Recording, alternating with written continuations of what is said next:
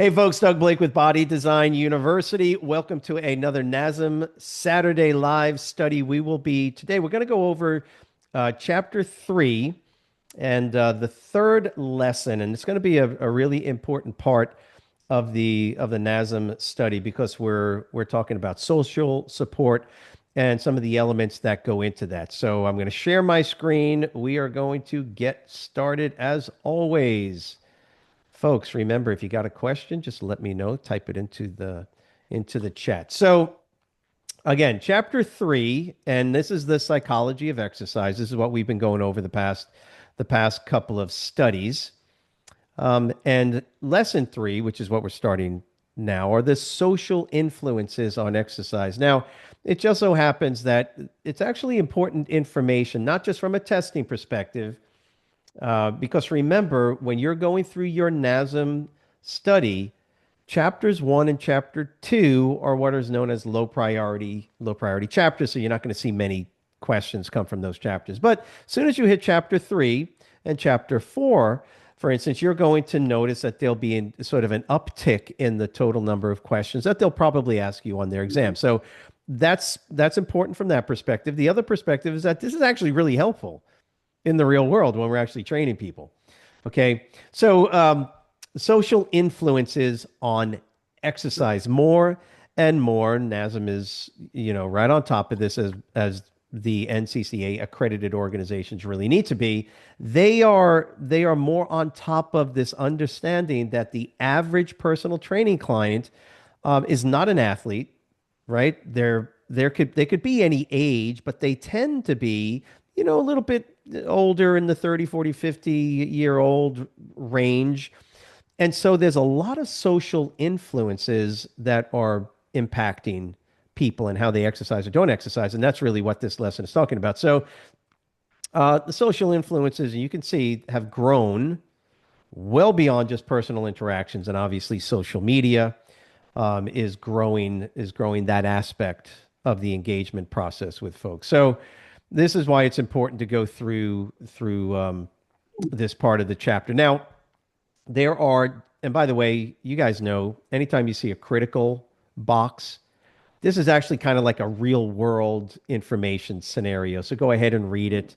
Types of support. This is the important table that I want you guys to know.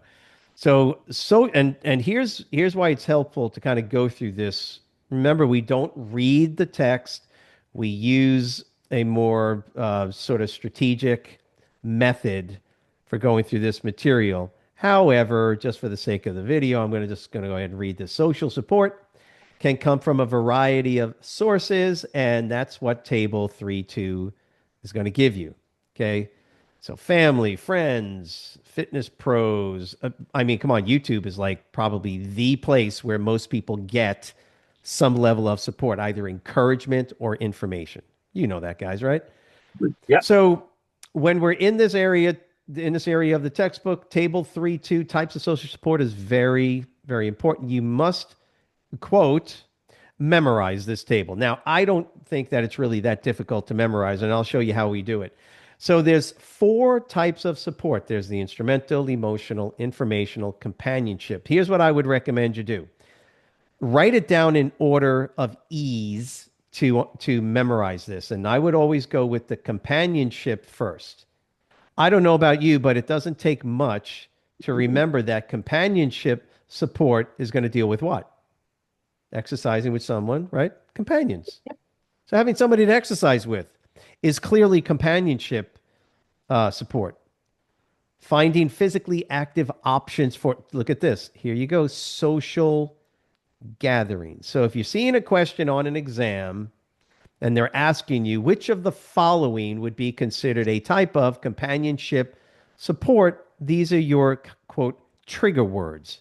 Someone, other people. Look at that. Someone, gatherings. You don't even have to do social gatherings. So I think companionship is the easiest one to remember. If you close your eyes, right, cover your eyes, and I said, what is a type of companion? You could tell me. It has to deal with people or participating in groups. Yes? Okay. Yes. Yeah. The next one I think that is very easy to memorize without even thinking a whole lot is the informational support. Why? Because what are going to be the trigger terms to let you know that the type of support we're talking about is informational? Um, Here it is, advice. So basically, informational support is going to be dealing with somebody or something giving out some type of information to help you with your exercise. So look at this. Advice. Remember, easy. It's a lot easier to remember trigger terms, right? Cueing terms than to try and memorize the entire sentence. Education. Does that make sense? That's not companionship. You getting educational materials, right, is not companionship support. You with me?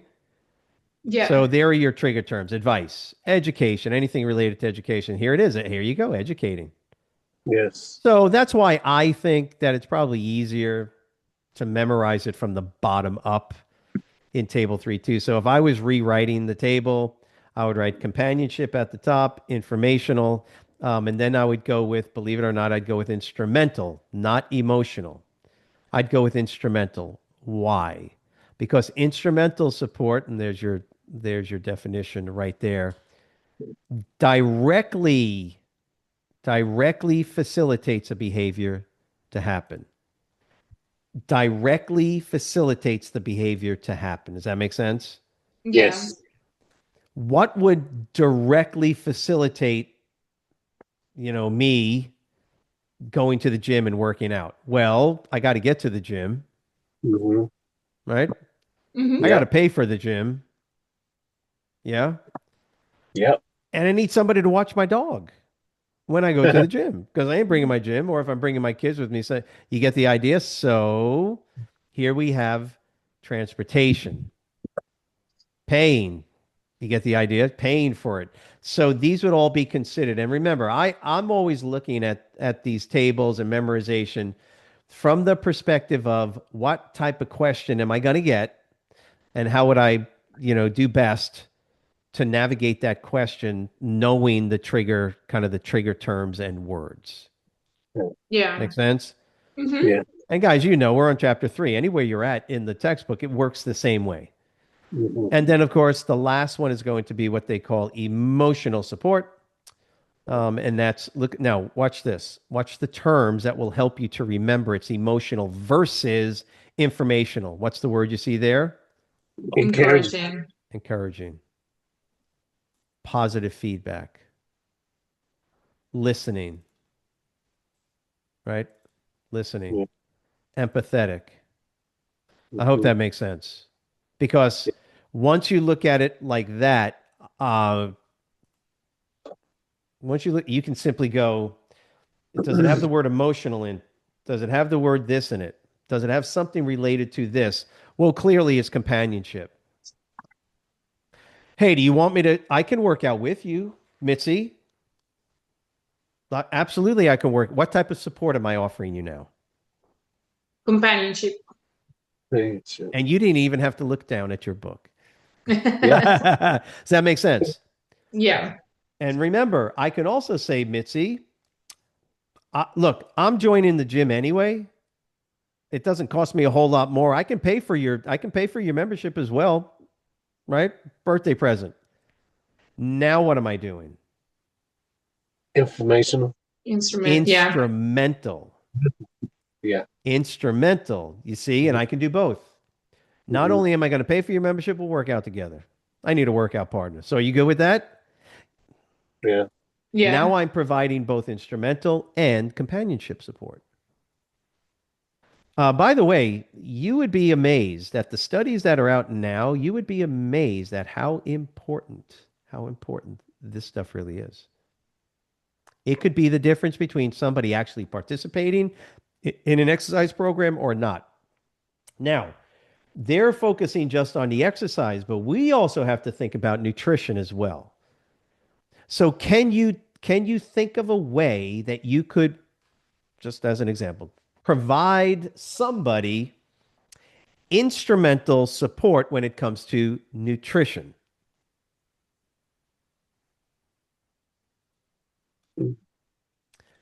Remember, Meal prep. booyah, Yeah. directly facilitate. Yeah. Excellent, Mitzi. That's why meal prepping has been shown to be the single most important behavior for individuals to participate in to help them maintain good nutrition, good nutritional practices. Mm-hmm. Y'all get that? Good job. Yeah. So, Yep. and by the way, NASM is going to give you, they're going to give you more of an explanation now. So, instrumental support describes actual actions, Hmm. driving somebody to a fitness facility. And we talked about this. It's not a bad idea to kind of think through your head all these different activities and actions that would facilitate this type of support.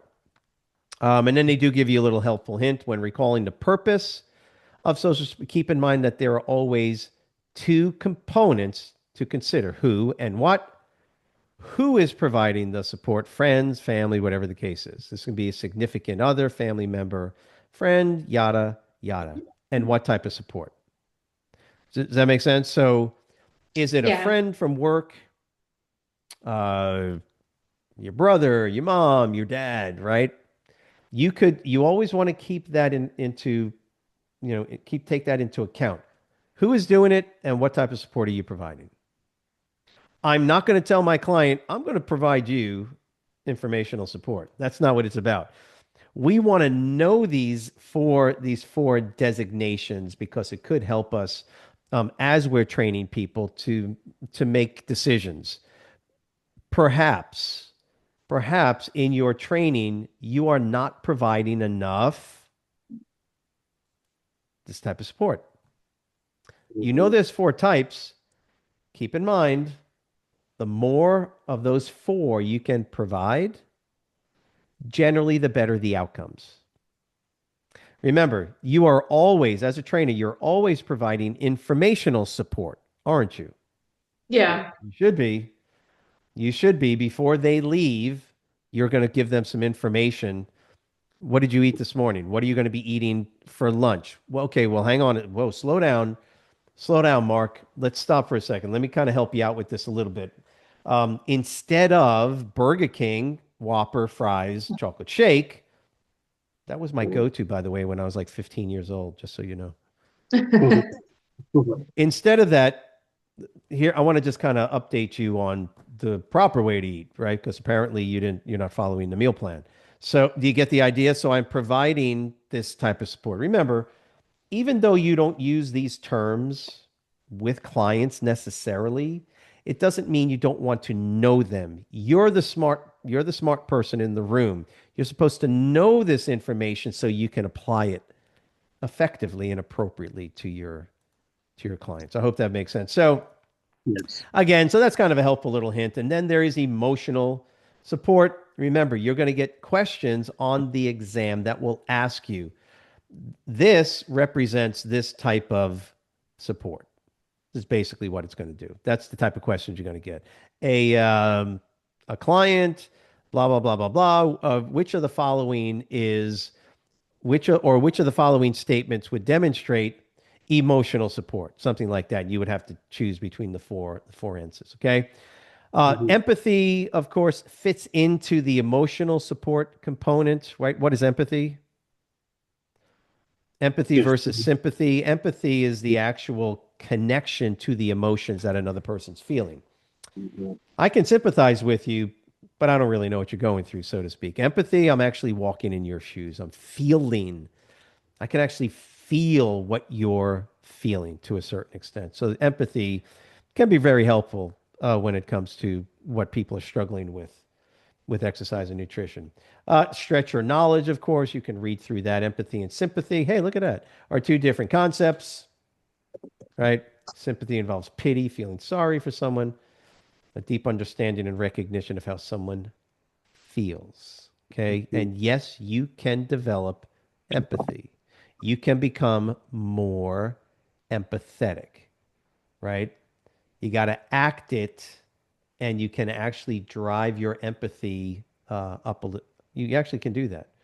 So, Mark, be more empathetic, will you? No, I'm just kidding. Guys, you know this. With your clients, it can be really helpful. So there's your informational and companionship. So they're just giving you a little more in-depth explanation. Um, there's a training tip. Go ahead and read through that. Group influences on exercise, right? So, guys, I would recommend that when you're going through this part of the lesson, read through, if you'd like, read through like the first sentence, get an idea of what they're trying to get at with the information. For the most part, NASM will always give you some table or chart to summarize what's in the text. Okay. So when Mhm. you see things like parental, family, exercise leaders, right, for this group component, move through the pages, and as soon as you get to this table, you want to look at the table and ask yourself a question. Is this necessary or worthwhile to memorize? Or should I be looking at the table and thinking about cues or keywords or terms that will help me to remember this? Okay, in the Mm-hmm. case of table 3, the components of leadership: qualities, styles, situational factors, and followers. My recommendation, because this can be an important table from a testing perspective, is to read it just like, at the end of the chapters we talk about looking at each of the bullet points. Yeah. Do the same thing here. Mm. So the leader should offer a great example in how to lead a healthy and balanced life, which includes being optimistic, empathetic, and knowledgeable. What's the one word that's critical here when it comes to being what the qualities of a leader? What is the one word that sticks out to you? Example. Booyah. Yep. That's it. Out of this entire sentence, there's one word. Yeah. Be a good example. Be a great example. Done. Yeah. Leadership styles, different styles, right? Include participant centered, encouraging feedback or input, right? Autocratic. You can write those down as individual words. Participant centered, autocratic, task oriented. Does that make sense? You could do Mm-hmm. that as well if you wanted to memorize this. Situational factors: size of the group, large or small group, potential adjustments for style. Example, I'm not sure that's really that critical. I would think that for the most part, these are easy to Mhm. memorize, especially if you see a question.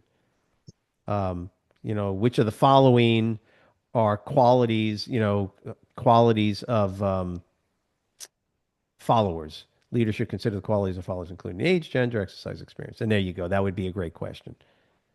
Got it? Mm-hmm. Um, this is a good box to read as well. The Try this. Certified trainers can be expected to provide recommendations regarding which group exercise classes are. Now, remember, NASM is not, this is not the group fitness certification course. Why is NASM talking about group exercise here and group information? Because of the type of support that some people need. And Mhm. sometimes as a trainer, it's not a bad idea to recommend that your clients participate in group exercise classes. Why not? You know that if you participate in like a group fitness class and you like it, what are you more likely to do? Go back. Cool. Cool. Yeah. Mhm. Yeah. Yeah, yeah, you're not going to be the January, February person that leaves in March. We know that. That's not even, I mean, that's like basic fitness marketing, health club dynamics 101. So, group classes are the best to attend. Should be knowledgeable about different class formats, instructors who teach them. Yeah, because we as fitness professionals want our clients to be active. We also Mhm. want to recommend to them things related to nutrition, but in this case, they're just talking about, the exercise. Exercise group, not really necessary to go through a whole lot of this. Now, the students ask me all the time because they know chapter 3 is a moderate priority chapter. Do I need to memorize table 3, 4? And my answer to that is you already know most of this. Hmm. I would definitely read it, maybe rewrite it with, a word that describes the benefit. And by the way, this is important stuff. Do you know what accountability is? Yeah? What's accountability? What's accountability? And you can't use the word accountable in your definition. It's Mm. holding people responsible for the things they're responsible for. That's what accountability is. Yeah. See, the thing about responsibility is it can be a solo act. Accountability is always two or more people. Always. Okay. You can hold yourself accountable, right? Yes. Mm-hmm. But how do you do Mm. it? You either use other people All yourself. or toward technology. Mm. Yeah. Yeah. You can do a lot more today with holding yourself accountable than obviously 10 years ago, 15 years ago. Um, and when we talk about holding yourself accountable, we're really talking about setting up alarms and scheduling, right? Yeah. So you guys got that, right? That's how we help our clients as well. So that's accountability. I don't think anything really difficult about it. Comparison, the ability to see what others can do and achieve can serve as further. Yeah, that's fine. Competition. If you went through all of these, you could, without even looking, probably get pretty close to the benefit. And then what I would recommend doing is obviously then reading through it. I would not spend a whole lot of time on it. Okay. Okay. We're going to finish up here with the community plays a unique role in exercise behavior, right? Opportunities available. I'm pretty sure we're at the little quiz that they provide. So that's going to be the end of that third lesson. Yeah, folks, remember if you want to participate in any of the NASM live studies that we provide, please go to our YouTube channel. Make sure you subscribe to the channel, and we will see you next week. All right, that's it. I had to do that ending. That gave me enough of a pause. There you go. What you could do, guys, also if you wanted to, you don't have to, but I think this is like the first video where I think I got the logistics of it down right because the other videos are kind of like in the beginning. I'm trying to clip them. We're trying to use these videos to attract other people in, not just students. When I did my How to Pass Your NASM exam hour-long video, uh, we got thousands of people because there's a ton of people that are not doing what you're doing. They're just Right. going and hoping that they can pass the NASM, so they're looking for anything they can. So that's what some of these videos are being used for. So, That's good. all Yeah. right, hold Yeah. on a